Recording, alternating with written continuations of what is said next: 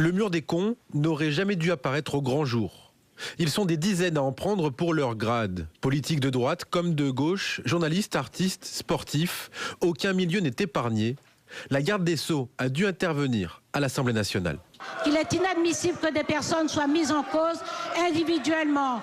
Elle dépose elle-même une plainte évidemment, devant le Conseil supérieur de la elle est garde des magistrature. Sceaux. Elle est garante de ce que doit être le fonctionnement de la justice. Elle a affaire à quelque chose qui est un grave manquement au fonctionnement de la justice. Je ne peux qu'être frappé par l'indignation variable de Madame Taubira.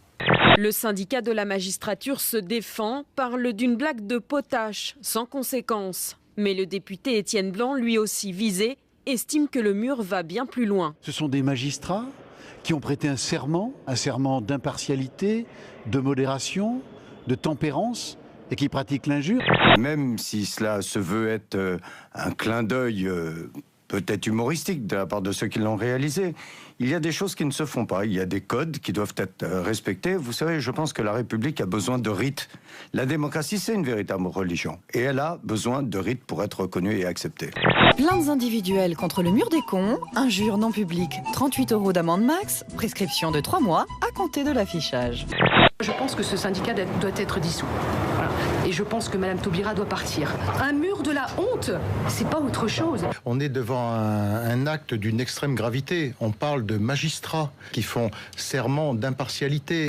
Et ça vous choque, vous êtes avocat de profession. Oui, c'est pas, je trouve ça très maladroit, même si, je vais vous dire une chose, il y a une forme de banalisation du mot con par des gens très importants qui ont fait qu'à partir de... Ah, c'est le casse-toi pauvre con qui justifie... Écoutez, ça justifie pas, mais franchement, ça a banalisé un peu dans la discussion commune. Mais...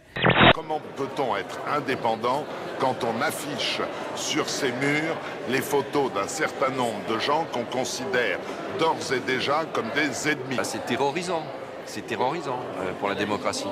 J'ai l'impression que ce mur des cons est monté en épingle pour attirer certains à un dîner de cons.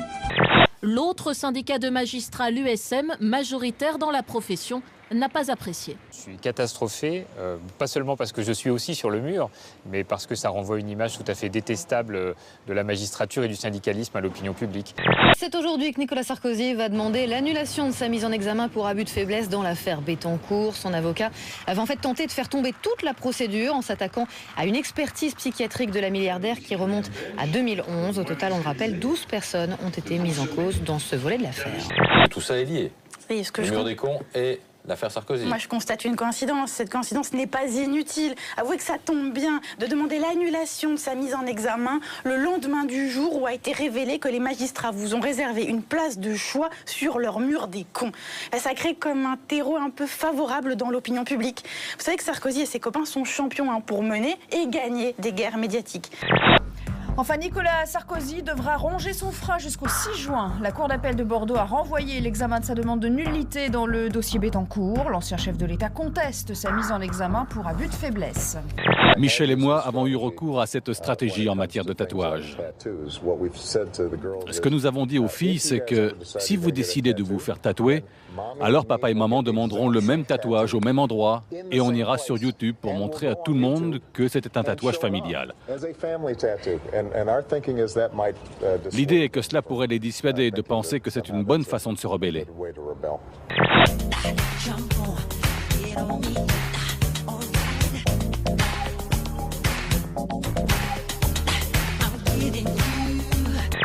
Vous pourrez peut-être bientôt déguster au petit déjeuner le miel des députés. Aujourd'hui, le toit du Palais Bourbon accueille de nouvelles locataires, 60 000 abeilles qui s'installent dans 3 essaims, abrités dans des ruches de couleurs différentes.